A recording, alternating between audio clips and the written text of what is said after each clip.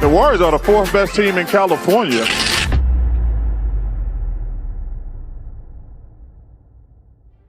I am shocked the Suns-Warriors matchup was so close.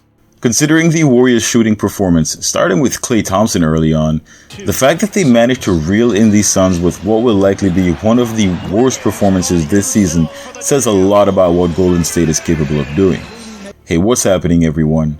This is Swish Culture.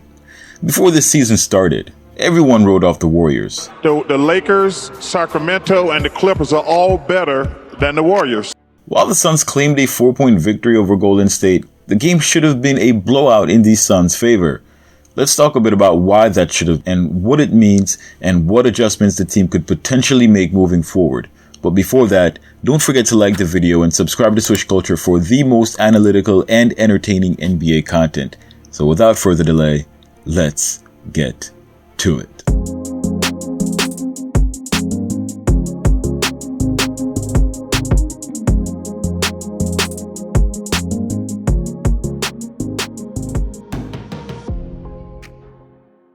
After one of the best home game season records last year, and dating even years back, the Warriors have been well known for being one of the best performing teams on their home court. While the expectation was that the team would win their home opener, that didn't happen as Phoenix managed to hold on to the lead to close off the fourth quarter. So what were the major factors in Tuesday night's game? Let's look at the starting lineups. The Warriors started the night with CP3, Curry, Klay, Wiggins, and Loon. Now, the first problem is that this lineup is missing the Warriors' defensive anchor in Draymond Green, who's still out due to injury, which was a major factor in the team getting out-rebounded. Now, the Suns are missing Bradley Beal as well, but that's not nearly the same with regards to impact, and I'll explain that much later. The second problem is that the Warriors came out extra slow to start the first quarter. Behind 14 bricks between Klay Thompson and Chris Paul to start the quarter, these two saved the franchise millions on building the Bay Area women's team their own arena. Jokes aside, while Klay struggled in last year's playoffs, he still hit 300 threes during the regular season. That is to say that this isn't really where you worry too much about KT.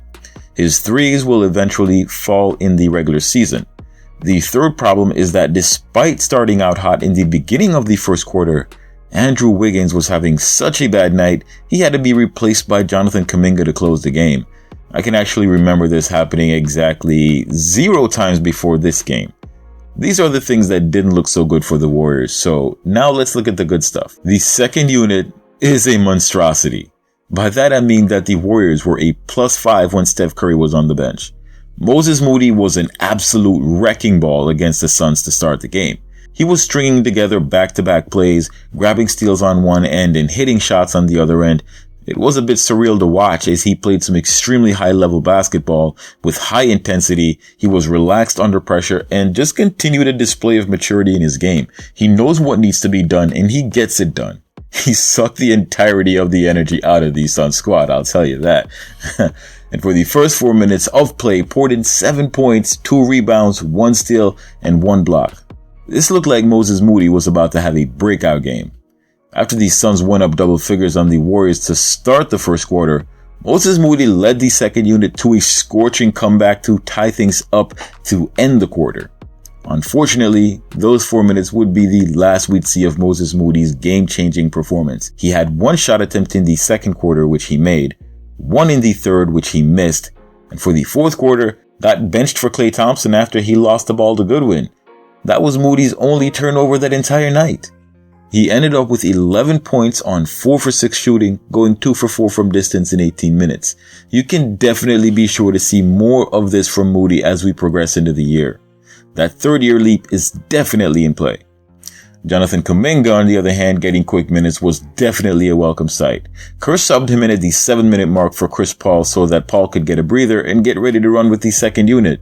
Steve Kerr actually praised his defense as the reason for keeping him out there on the floor in closing minutes in place of Wiggins. He had some big plays, attacking the basket and getting the bucket. Unfortunately for Kuminga, foul trouble did him in early as he had 3 fouls committed in his 6 minutes on the floor and had to be pulled. Both these young players are displaying veteran-like ability on the floor. While Moody had some impact minutes in the second quarter, it was here that the Warriors essentially lost the game. The team shot an abysmal 6 for 27 in the second quarter, only able to score 18 points. The Suns, on the other hand, dropped in 33 to lead by 15 points at the half. It's as if the air was let out of the room as the team bricked shot after shot. At this point, the team needed a reset. They went back to the locker room, and whatever was said completely changed the flow of the game.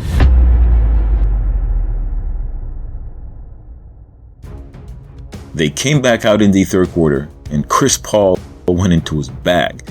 Now, before I get into this section, back in the first quarter, CP3 locked up Kevin Durant and got a charge called on him. To call Chris Paul a basketball genius is an understatement. He's doing this to the best players in the game, genuine hoopers at the highest level. For all the difficulties in guarding Kevin Durant, there theoretically should never be a point in time where a 6-foot-tall player can stop the 6'11" Slim Reaper in his tracks. But back to the third quarter. This was an absolute masterpiece. CP3 froze the Phoenix Suns and led another comeback for the Warriors.